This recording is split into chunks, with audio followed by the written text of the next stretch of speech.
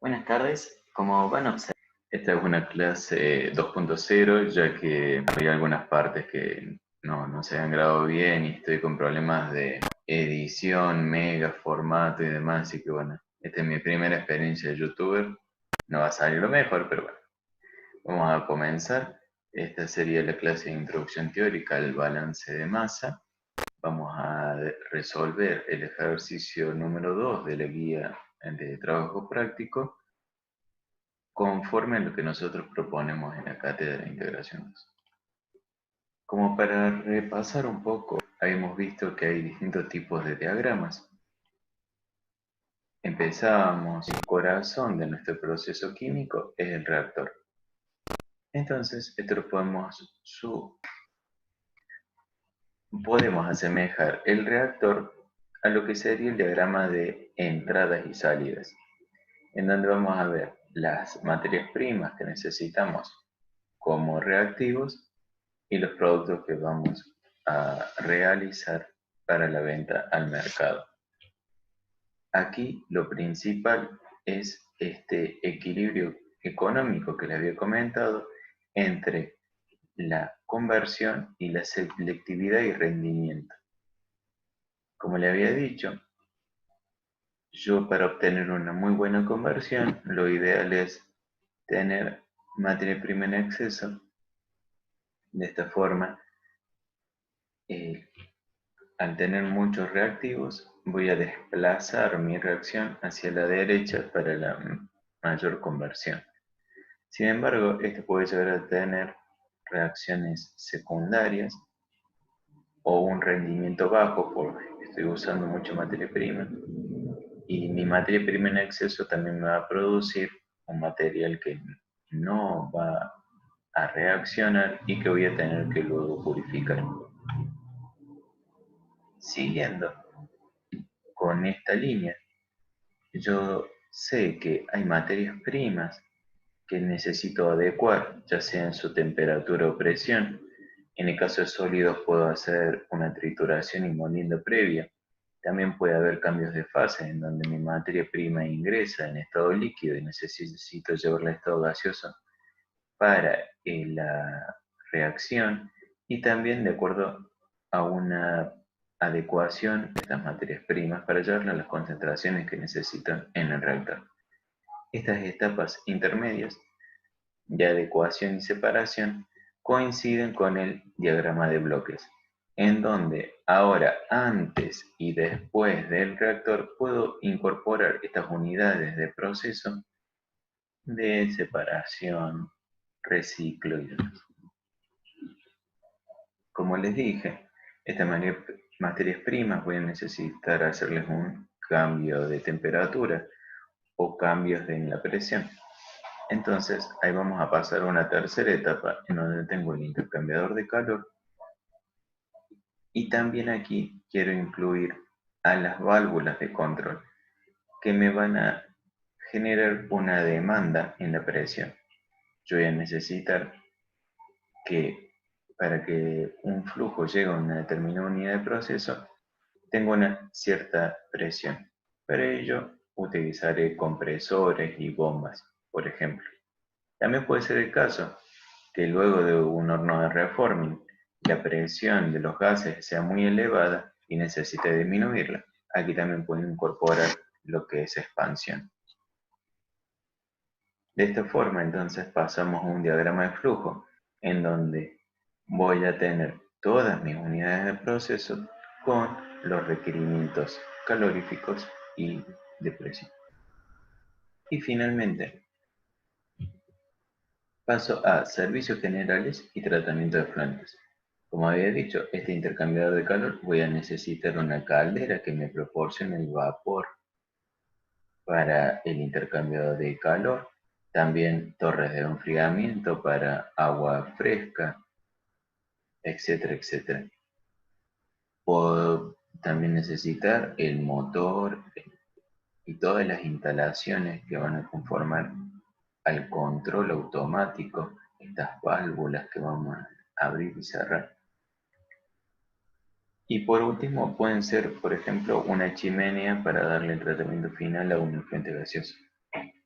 Todo esto lo vamos a terminar volcando en el diagrama de tuberías e instrumentación, en donde el cuadro de balance de masa ahora lo voy a cambiar por un cuadro de tipo datasheet, en donde voy a colocar toda la información de espesor de las tuberías, HP de los motores, etcétera, etcétera. Finalmente, una vez que se termine todos estos diagramas, pasaríamos a un diagrama del tipo isométrico o render en 3D. AutoCAD, SolidWorks son buenas herramientas para partir de allí terminar directamente darle los planos al equipo de adquisición y construcción de la planta. Así ya finalmente pasamos al mantenimiento. Para integración 2 habíamos dicho que el diagrama de flujo es la clave de proceso y es lo que ustedes deben realizar para su trabajo práctico final integrador. Pero para la resolución del balance de masa de los ejercicios que vamos a emprender, vamos a usar el diagrama de bloques. El diagrama de bloques va a tener su balance de masa, pero no vamos a tener la parte de temperatura y presión del balance de energía. Eso se lo dejamos para integración 3. Y como habíamos dicho, todas estas unidades de proceso que yo les comentaba, tanto en la adecuación y separación como en la parte de purificación, van a estar representadas por 4 bloques principales, que va a ser el mezclador, el reactor, divisor y separador, con las especificaciones que le había comentado en la clase número 5. Además, en el balance de masa a través de verme bloques que estamos presentando para integración 2, vamos a utilizar lo que se llama especificaciones de desempeño, que serían los parámetros de equipo o restricción de equipo, que nos van a dar una idea de relaciones entre composiciones o corrientes, pero lo vamos a ver un poquito más de detalle a continuación. Entonces, comenzamos con el ejercicio número 2 de la guía. El mismo plantea medir un caudal de un arroyo a partir del agregado de una solución salina. Esa solución salina la vamos a incorporar a 200 kilos por minuto a una determinada concentración. Y río abajo, esa concentración va a ser de 0,01. Ahora les comento un poco más en esquema. Partimos de un arroyo. La mejor forma de medir su caudal es a través de un instrumento calibrado, que sería el caudalímetro. Pero sucede, como cualquier ingeniero en Argentina, somos reconocidos por el atado por alambre. Vemos que por ahí no tenemos todos los medios necesarios para esta medición. Una forma sencilla sería agregar sal, que es de muy fácil acceso y es económica. Entonces, al ingresar sal a este arroyo, aguas abajo, cuando la mezcla ya esté totalmente hecha, vamos a poder medir la concentración. En este caso lo podemos hacer de una manera indirecta, midiendo la conductividad de esta agua. La conductividad la podemos medir con un tester, que es también de fácil acceso, que estaría a mano en cualquier momento en el campo. Entonces, midiendo, por ejemplo, la conductividad, podremos obtener de alguna relación esa conductividad en pasada a concentración me dio 0,01%. Entonces, yo agregando 200 kilos por minuto a este arroyo, lo cual 200 kilos por minuto es bastante de sal, aún así, la corriente es de un caudal tal que la concentración me ha disminuido a 0,01. Si yo hago un balance de masa, esa relación me va a permitir decir cuál fue el caudal, este soluto que es el agua, perdón, solvente que es el agua para poder disminuir la concentración hasta 0,0. Entonces en manera esquemática colocamos el arroyo con la bomba y allí una zona en donde está ingresando la solución salina y termina de hacerse la mezcla. ¿Qué variable vamos a utilizar? Bueno, lo primero es la velocidad de flujo, que me va a describir cuántos kilogramos por hora, o sea, unidades de masa por unidad de tiempo, están corriendo en este arroyo.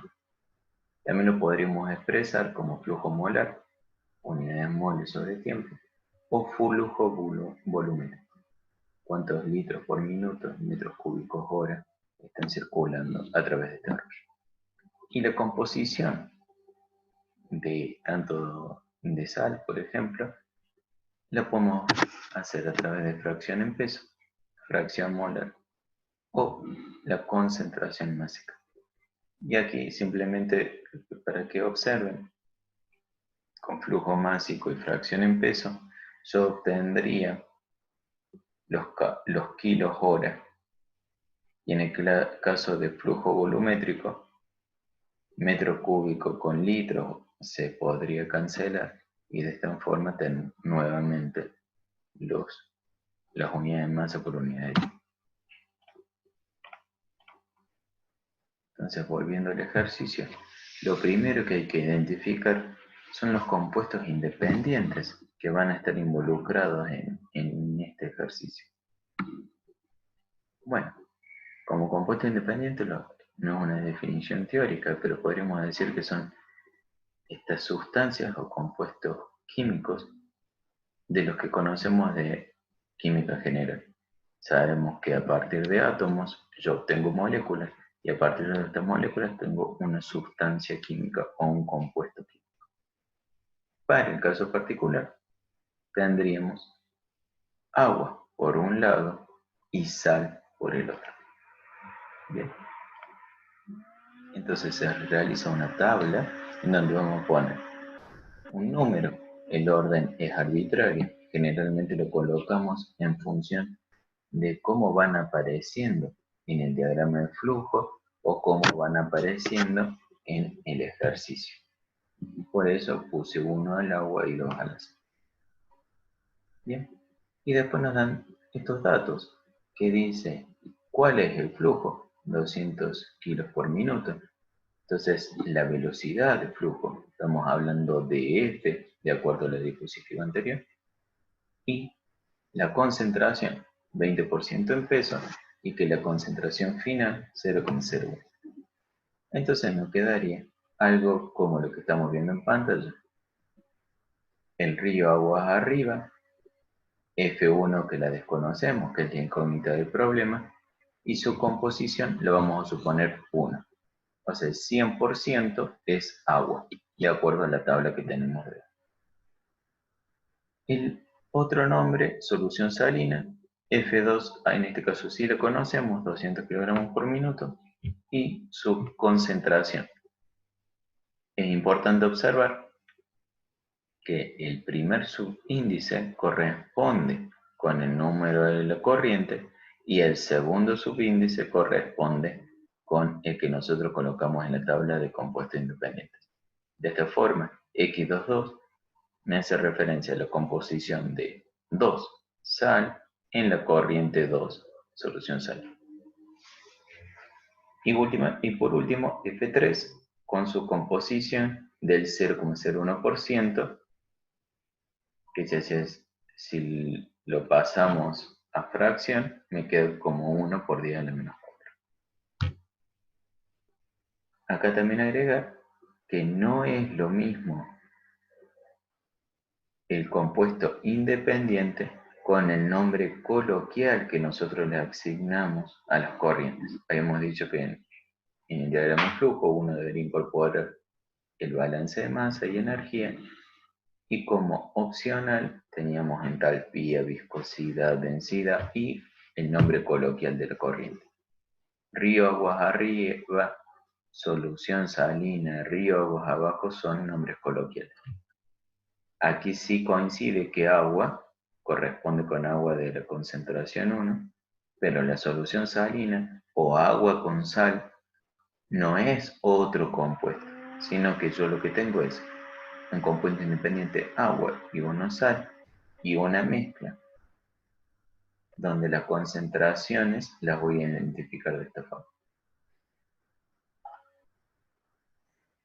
Como les mencioné recién, tengo que, si yo multiplico el flujo de la corriente, o sea, F2, por su concentración, me quedan los kilos de sal por minuto que están ingresando a través de esta solución salina. F mayúscula es el flujo a caudal de la corriente, F minúscula es el flujo parcial, que surge justamente de la multiplicación del flujo por su composición. De esta forma, sé exactamente cuánto es la masa del compuesto número 2 sal que está ingresando a través de F2. Siguiendo con ello, ahora vamos a analizar un poquito más este balance de masa. Partimos del río. De este río tomamos un elemento incremental, un delta de volumen, y lo apartamos. Lo que estamos definiendo es un sistema.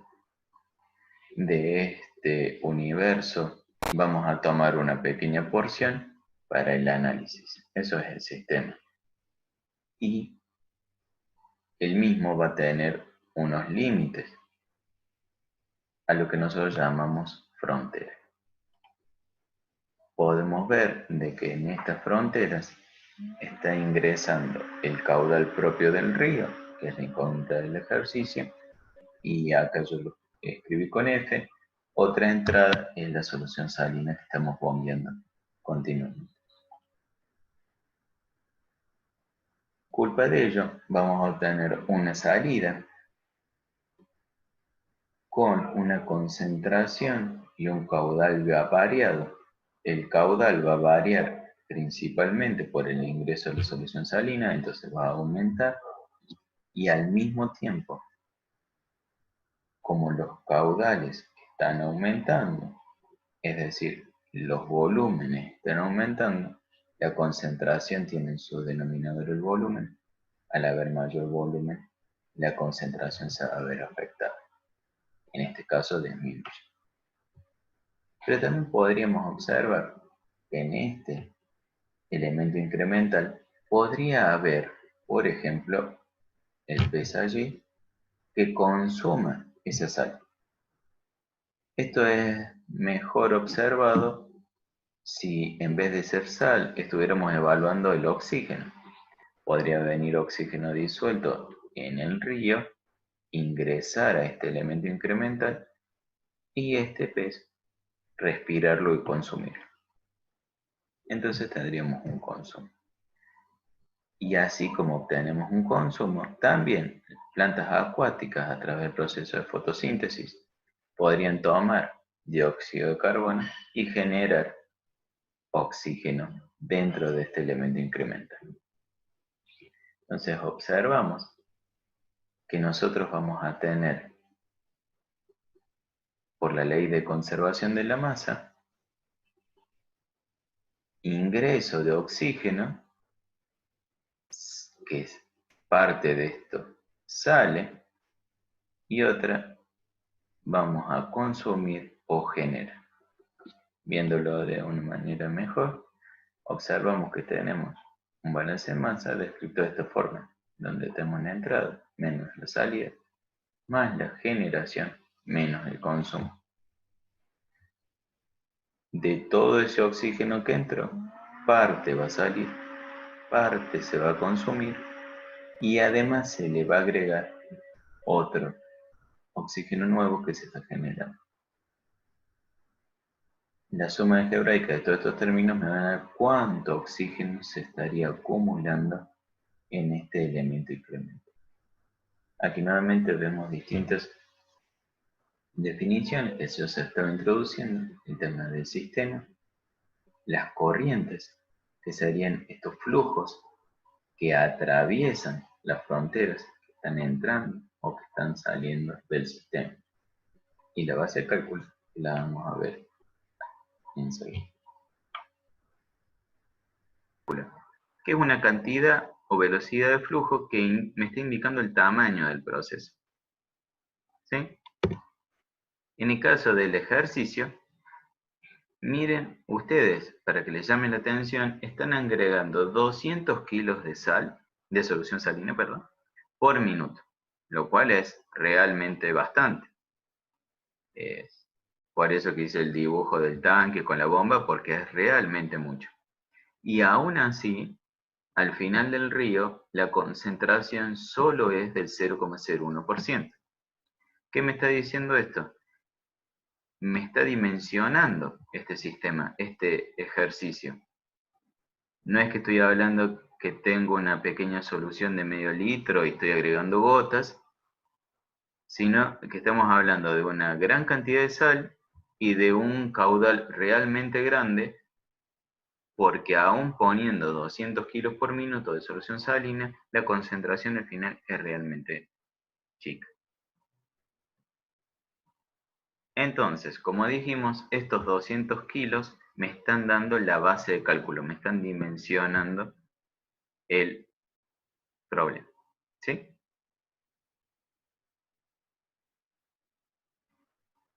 A su vez, nosotros hemos visto que todos estos procesos se pueden clasificar en continuos o batch. Y tenemos un escenario intermedio que es el semicontinuo o semilote. ¿Sí? Bueno, ¿qué tenemos en el continuo? Está entrando permanentemente los flujos y salen permanentemente. De modo que lo que entra menos lo que sale, más lo que se genera y consume, por ejemplo en un reactor, que se están generando productos mientras se consumen los reactivos, da cero. ¿Y por qué debe dar cero? Imagínense que esto no es una reacción, sino que simplemente es un equipo, un tanque cualquiera, y yo tengo que me están entrando 300 kilos por minuto continuamente y me salen solamente 100 por minuto o por hora, para que lo hagamos fácil. A la hora exacta, yo voy a tener acumulado dentro del reactor 200 kilos, porque entran 300, salen 100 continuamente. A las 2 horas voy a tener acumulado 400.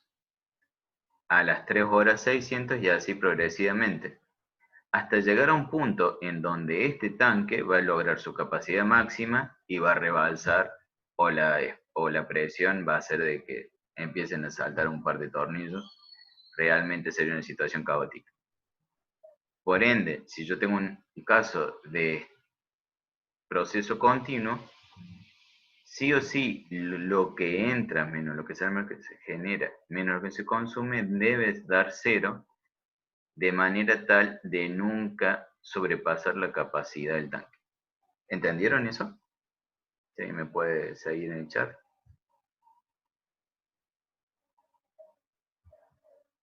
Buenísimo.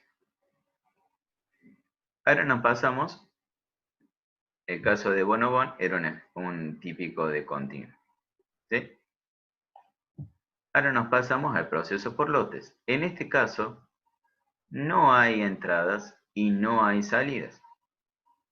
Bien, entonces el balance de masa queda reducido solamente a la reacción química que se esté produciendo o al proceso que se esté produciendo, en donde yo tengo la generación y el consumo de reactivos.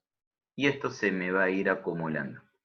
Un ejemplo, el Fernet, en donde se me van a empezar a consumir esas hierbas, esencias, vainillas, etcétera, etcétera, y se me va a empezar a generar lo que nosotros conocemos como una solución bastante agradable, sobre todo para el fin de semana, que hace mucho que lamentablemente no tenemos. ¿Sí? Y acá le quería dejar marcado que leyendo de vuelta los trabajos prácticos lluvia de ideas, por las dudas, una cosa es la mano de obra calificada que necesita el proceso continuo, que va a ser, por ejemplo, un ingeniero mecánico para el mantenimiento de todos estos equipos que van a estar trabajando las 24 horas, los 7 días de la semana, o el ingeniero químico que va a estar ahí frente a la sala de control automático viendo todos los flujos, las alertas, cuánto entra, cuánto sale, estar controlando las presiones, las temperaturas, ¿sí? Pero van a ser muy poquitos individualmente. Y si no, tal vez voy a tener una mano de obra, entre comillas, barata, no quiero que esto se escuche feo, sino simplemente gente que tiene que abrir de vez en cuando una válvula o tomar una pequeña muestra para llevarla al laboratorio. No necesita de mano de obra especializada como si la necesita el Fernet Branca, en donde en ese caso teníamos que, sí, está bien, podés ser ingeniero químico con muchos títulos y demás, pero si no te especializaste a darle la tecla con la combinación justa de ingredientes para obtener mejor sabor, la verdad que generarías un proceso, un producto de mala calidad que esté fuera de la especificación, ¿sí? Entonces ahí la mano de obra debe ser especializada. Y como habíamos visto, hasta para mezclar algunos elementos, demanda mucha mano de obra el por lotes frente al sistema continuo.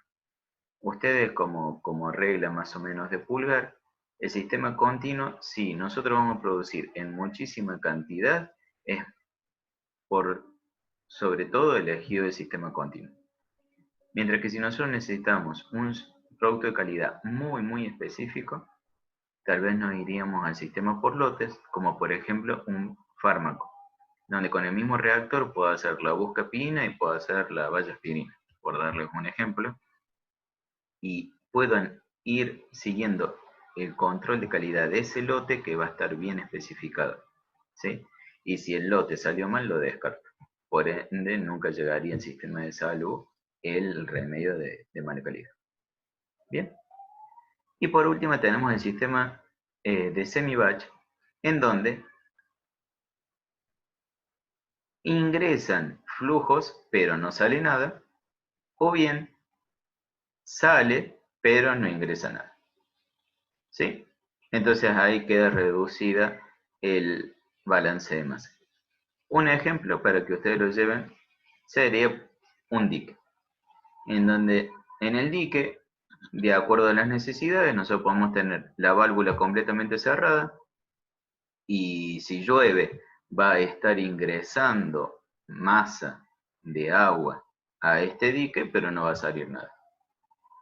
A su vez queremos generar energía o el dique esté llegando a la cota máxima, bueno, el famoso cola de la novia del dique San Roque, por ejemplo, abrimos la válvula y no hay nada de entrada.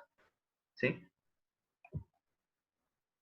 Entonces, volviendo a nuestro ejercicio, vemos que el río o el arroyo viene fluyendo de manera natural continuamente, la solución la estoy bombeando constantemente y aguas abajo la sal queda disuelta persistentemente. Estamos hablando entonces de un estado continuo. En integración 2 no vamos a hacer balance de masa de sistema batch. Y además habíamos dicho de que los procesos se pueden dividir en su dependencia con el tiempo. Y ahí tenemos estado estacionario y estado no estacionario. Por favor, son dos cosas totalmente distintas. Una cosa es el continuo o batch y otra cosa es estado estacionario o no estacionario. En el estado estacionario, todas las variables se mantienen constantes en función del tiempo. Entonces, Por un ejemplo, yo dibujé la temperatura y está a un determinado valor. Pueden pasar días, meses o que sea. En función del tiempo siempre se mantiene constante.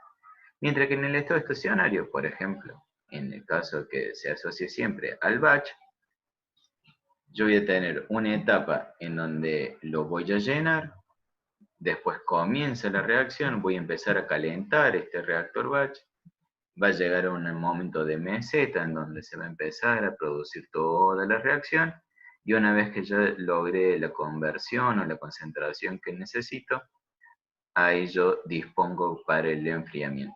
Entonces la temperatura, en el caso del estado no estacionario, estuvo variando. Un sistema batch claramente nunca está en estado estacionario, mientras que el continuo sí puede estar en estado estacionario y no estacionario. Entonces, repasando, en el estado estacionario, las variables, como en el caso, por ejemplo, de la temperatura, se mantienen constantes en el tiempo. Las concentraciones también son constantes en el tiempo. Por ejemplo, en el mezclador, la materia prima que está ingresando tiene un caudal constante y una concentración constante. Y luego del mezclador, el flujo de salida, que está completamente homogenizado, también va a tener una concentración de mezcla constante. En el estado no estacionario, esto no sucede, ya que continuamente de lote a lote, como hay paradas y demás, las concentraciones van a ir variando. En el caso de un reactor batch, una concentración va a comenzar a disminuir si es el caso de un reactivo, y al mismo tiempo las concentraciones de los productos van a comenzar a aumentar hasta que la reacción haya llegado a la conversión deseada y el batch se corte. En caso de procesos tipo batch o de lote, siempre se encuentran en estado estacionario, mientras que en caso de una operación en estado continuo, puede estar en estado estacionario o en estado no estacionario.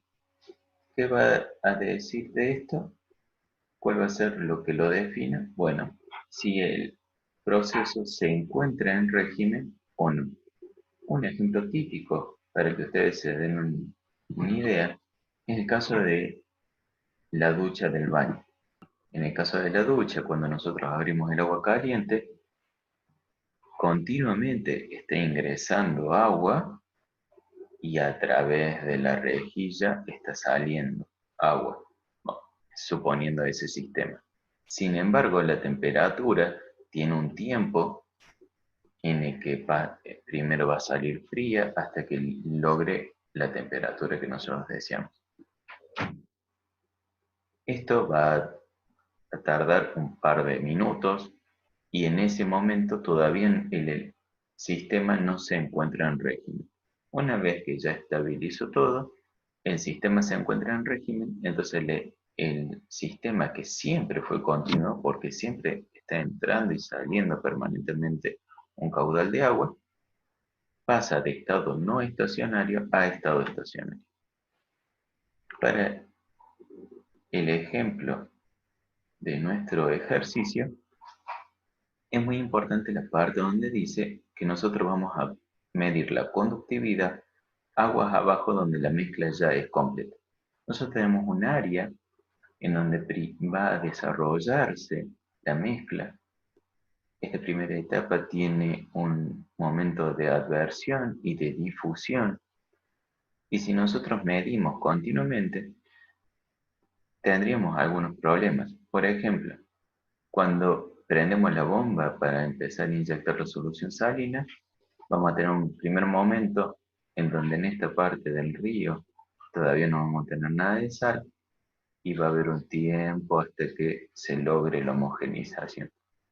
Si nosotros el sensor lo ponemos a esta altura en donde yo estoy mostrando con el cursor del mouse, si hay remolinos o algunos problemas, piedras, demás, etc., la concentración en función del tiempo también va a ir variando. Entonces, lo mejor es irse aguas abajo hasta donde la mezcla ya está completamente desarrollada. Entonces, si nosotros estamos en este último punto, podemos decir de que nuestro sistema, además de estar en estado continuo, siempre garantizamos que está en estado estacionario. Para integración 2, vamos a resolver balances de masa en estado estacionario y continuo. Volviendo nuevamente a nuestro ejercicio, lo primero que hacemos es un sistema esquematizado en donde vamos a colocar los flujos con sus composiciones de acuerdo a los componentes independientes que hemos identificado. Luego de ese sistema esquematizado, lo pasamos al diagrama de bloques, como se muestra en esta film.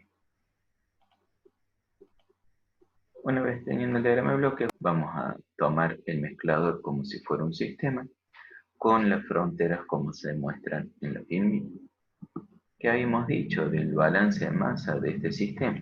Tenemos entradas, tenemos flujos que salen, generación y consumo, y en la relación de estas van a generar cuánta masa se está acumulando dentro de este sistema. Como no hay reacción química, pues es solamente un mezclador, no vamos a tener ni generación ni consumo de sal o de agua. Y como habíamos dicho, en iteración 2 vamos a resolver sistemas en estado estacionario. Por ende, su acumulación va a ser igual a cero. Queda definido el balance de masa como lo que entra, F1 y F2, y lo que sale es F3. Entrada igual a salida. Lo mismo podemos hacer por cada uno de los componentes. Centrándonos solamente en agua, la masa de agua que ingresó por F1 más la masa de agua que ingresa por F2 va a ser igual a la masa de agua que sale por F3, pues no hay ni destrucción ni creación de masa, solamente la estamos transportando. Sucede para el caso de la sal. La composición X12 es igual a 0, por ende no la colocamos. Y entonces la ecuación nos queda resumida a F al flujo parcial de sal que entraba por F2 va a ser igual al flujo parcial que sale por F3.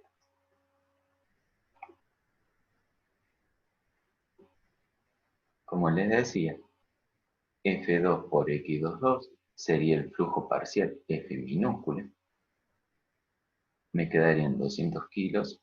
Los kilos totales por kilos de la solución se pueden simplificar y finalmente me quedan los kilos de sal por hora que están entrando y saliendo de este sistema. Yo podría también en el balance de masa colocar esta variable, pero de antemano tengo que decir que su valor es 0 y esto sería un dato en la situación inicial de mi sistema. Podría entonces resolverlo con esta ecuación. Para integración 2, como esto igual a 0, directamente no lo vamos a tener en cuenta. En el caso del balance de masa de un diagrama de flujo, en el cuadro de diagrama del balance de masa, esta composición sí se va a encontrar y en la tabla va a decir 0. Por eso que se lo va a aplicar. Y por último tenemos las restricciones de composición. ¿Qué significa esto? Bueno, por la ley de conservación de masa y por la totalidad de la masa en sí misma, toda corriente, si el 20% es sal, el otro 80% indiscutiblemente tiene que ser agua. Y no puede ser ni 70 ni 110%. Sí o sí tiene que ser 8. Esta restricción matemáticamente la escribimos como que la composición de agua más la composición de sal deben ser igual al 100%, es decir, a 1 en términos de fracción. ¿Qué sucede con el río aguas arriba? Bueno, podríamos también escribir la misma ecuación, pero como x12 es igual a 0, me quedaría que la composición de agua en el flujo 1 es igual a 1.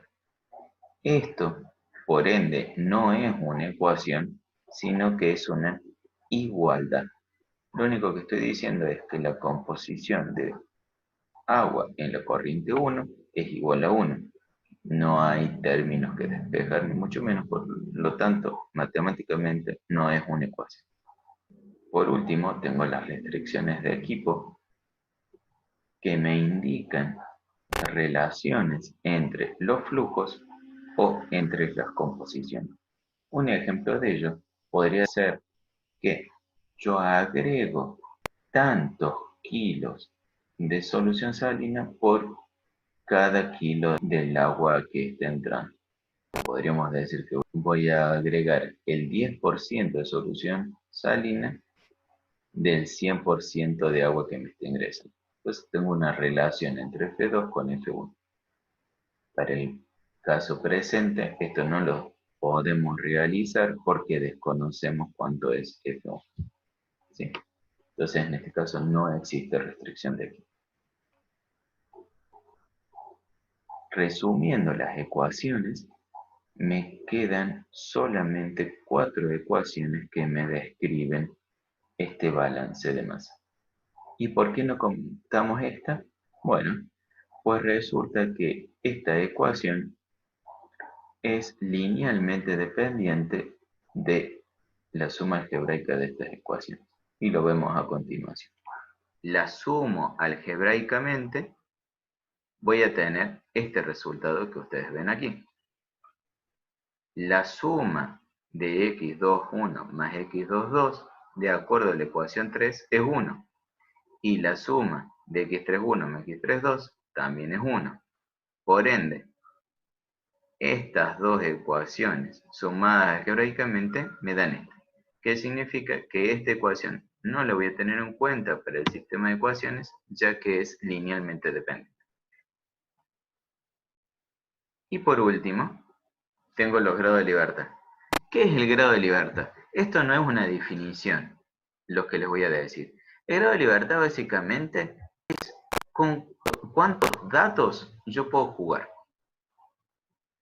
La definición ahí está bien escrita, pero yo lo que digo es, si yo estuviera en el aula, esto lo hago siempre en el aula, frente del pizarro, como profe, me podría mover en este campo vectorial, que sería la habitación, en las 3 dimensiones, porque es un campo vectorial de 3 dimensiones, volviendo a lo que es álgebra. Ahí podría decir, bueno, me muevo para donde yo quiero, para arriba, para un costado, para el frente, y no habría problema. Pero si ahora, por alguna razón, yo me pudiera subir a una patineta, a una skate, ahora yo podría viajar en la dirección Y, por ejemplo, y si supiera, que la verdad que hace mucho que no lo hago, hasta podría, a través de algún truquito, de algún salto, también moverme en la dirección del eje Z. Pero X ya estaría limitada. O sea, me robaron un grado de libertad. ¿A través de qué? De una especificación de diseño en donde al subirme en la patineta quedé completamente limitado. Ahora, si me ataran a ese skate, los pies ya no los podría moverme en el eje de las zetas. Entonces, nuevamente me vuelven a reducir el movimiento y mis grados de libertad hacia dónde puedo decidir cada vez más chico. Hasta que mi grado de libertad es igual a 0. Y en ese caso, el sistema está completamente definido y ya no puedo tomar ninguna decisión. Simplemente debo juntarme con estas ecuaciones que yo les describí para de esa forma saber cuáles son las concentraciones, las incógnitas, mis resultados. Es decir, mi resultado es único, Pensando en el sistema de ecuaciones, entonces, grado de libertad 0 vendría a ser como un determinante 0, o sea, ya tengo todo completamente definido y una solución única. Si tengo grado de libertad negativo, significa que está sobredimensionado, o sea, hay datos que se chocan entre sí. Si yo hago un cálculo de una forma, la temperatura me da 50 grados. Si hago un cálculo de otra forma, la temperatura me da 30. Entonces tengo múltiples resultados. Y si el grado de libertad me da mayor a 0, o sea, 1, 2, 3, etc., todos esos datos van a ser datos necesarios que yo puedo, como diseñador del sistema del proceso químico, que yo puedo empezar con esta arte del diseño. Y ahí sí, definir algunas variables de acuerdo a mi conveniencia, a mi experiencia, a la tecnología que apliqué en otro sector, etcétera, etcétera. Entonces, volviendo, vamos a ver cuáles son las variables. NB son las variables en este sistema. Bueno, F1 con su composición, F2 y las dos composiciones, F3 y las dos composiciones. Sumando, ¿sí? Me da un total de 8 variables. ¿Cuántas ecuaciones? Las que les comenté. El balance de masa por cada uno de los componentes, ya que este es linealmente dependiente. La restricción de composición, por una cuestión de la conservación o la totalidad de la masa. Me quedan 4 ecuaciones. Bueno, entonces, siguiendo con esto, el número de dimensiones es 4. En este campo vectorial, yo tengo 4 dimensiones con las que podría jugar y con las que podría tener un intervalo de solución bastante amplio. Pero voy a ver ahora la D de datos. ¿Cuántos datos tengo? El primero, asumimos que el agua que ingresaba era pura. Entonces ahí tengo un dato. Que como ustedes ven, desde el momento cero que yo empecé a hacer este proceso que se conoce como análisis de grado de libertad, yo ya puse los datos. Si yo empiezo a resolver y a poner otros, ya no es un dato, sino que es una resolución que se escapa al momento cero, que es este. Entonces, ese es el primer dato. Segundo dato, ¿cuál es el caudal con que se está bombeando esta solución salina? Su composición y finalmente la conductividad que yo fui y medí al final en aguas abajo cuando ya estaba la mezcla completa, que con algunos cálculos de esa conductividad pasé a concentración y me dio 0,01. ¿Sí? Entonces, ¿cuántos datos tengo? 4.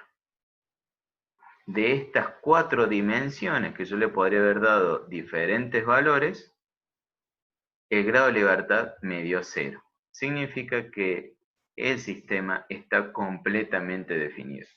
La solución es única y no es la trivial, pensando siempre en términos de álgebra y geometría lineal.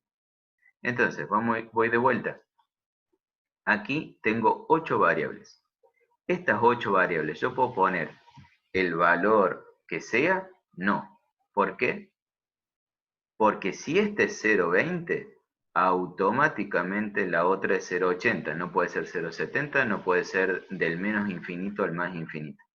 Tengo una relación entre estas variables.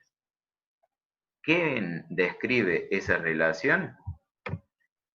Lo describe el sistema de ecuaciones. Entonces, de estas 8 variables, yo tengo 4 ecuaciones, por ende, voy a poder dimensionar solamente 4. Número de dimensiones, 4. Pero resulta que tengo 4 datos. O sea, no tengo que elegir cuál es el flujo que voy a bombear o cuál es la concentración, porque ya lo tengo como dato. Entonces, finalmente, la libertad me queda en 0. Vuelvo a repetir, porque ahí veo una consulta. De este sistema que yo estoy analizando, tengo 8 variables. ¿Sí? Estas son las variables en juego. De estas variables, voy a tener una cierta cantidad de ecuaciones que me van a describir cómo se relaciona Por ejemplo, x21 con x22. Si yo le doy el valor a una, culpa de la ecuación 3, automáticamente sé la otra. Están relacionadas, no le puedo dar cualquier valor. Por eso que una cosa es el número de variables y otra cosa son el número de dimensiones. Si llego a tener más ecuaciones que variables, significaría que alguna sea linealmente dependiente con otra, o en el caso de que me dé negativo, como les decía, estaría sobre especificado. ¿Qué significa? Yo tengo 10 ecuaciones y 8 variables. Me daría menos 2. Significa que con la ecuación 1, vamos a suponer, esto estoy dando un ejemplo, la temperatura despejándola de esa ecuación me va a dar 60 grados, y de acuerdo a la ecuación 6, porque yo tenía 10 ecuaciones, la ecuación 6, despejo nuevamente, la temperatura me da 100 grados. ¿Qué significa? Que estoy teniendo múltiples soluciones. ¿Está bien? Y ahí es donde yo tendría, esto lo sé decir varias veces en clase, llamar al cliente y decir cuál es realmente la temperatura. O decirle cuál es la temperatura ambiente de la localidad donde se va a poner.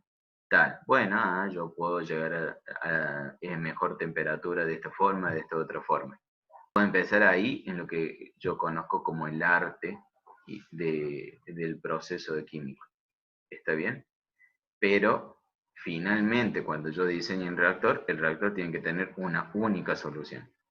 Por eso que cuando nosotros tenemos libertad negativo, deberíamos sacar algunos datos o algunas ecuaciones porque estaría sobreespecificado, entonces tendría múltiples soluciones.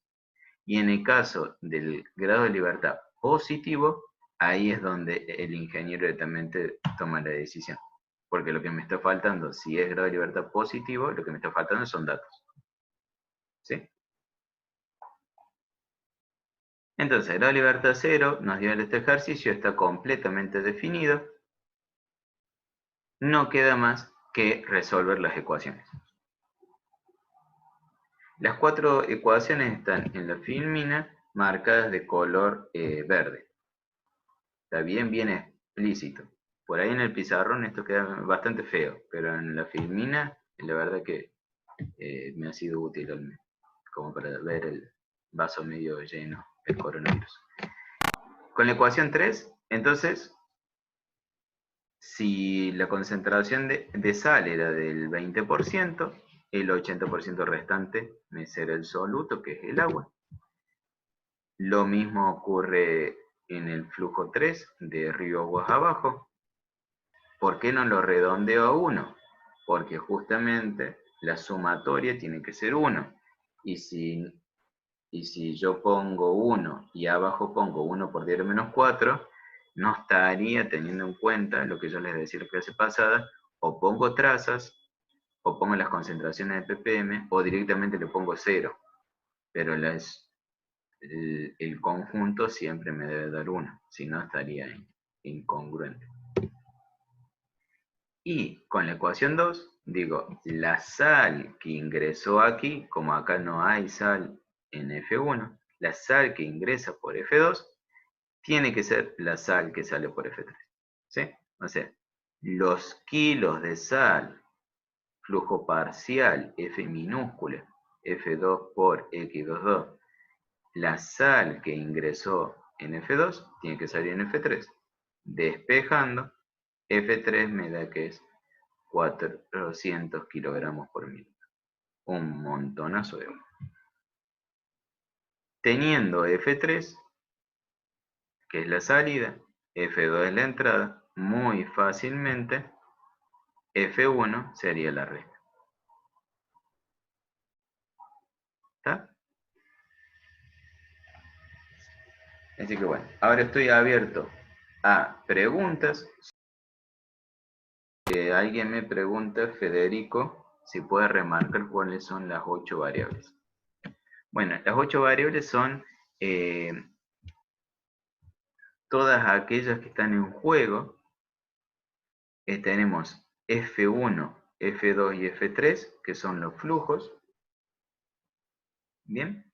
Y las concentraciones que yo había definido, suponiendo el componente independiente 1 agua y el componente independiente 2 la sal, ahí me quedarían estas composiciones. Entonces tengo 2 variables acá, más 3 acá 5, más 3 las 8 variables que yo tengo en el sistema.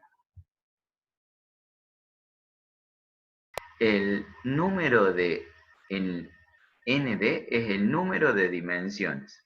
Como yo decía, pensando como en un campo vectorial, yo acá tendría en principio 8 incógnitas. Pero ¿qué es lo que sucede? Estas en realidad son 8 variables, como su nombre lo dice, puede variar en cualquier uno de los valores que yo les puedo dar en los números reales. Pero resulta que estas variables están interrelacionadas. Por ejemplo, x21 con x22. Si yo decido que la concentración de sal sea del 20%, automáticamente x21 se convierte en 0,80 por una relación que hay entre ellos.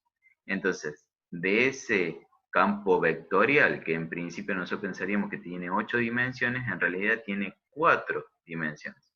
El intervalo de la solución de este sistema va a tener solamente 4 dimensiones. ¿Bien? Porque cuando yo diga, bueno, de esas 4 voy a tomar este valor, automáticamente la otra incógnita o variable se me queda definida. Y después, yo ahora digo, bueno, la solución de sal, yo lo podría bombear a cualquier caudal y a cualquier concentración.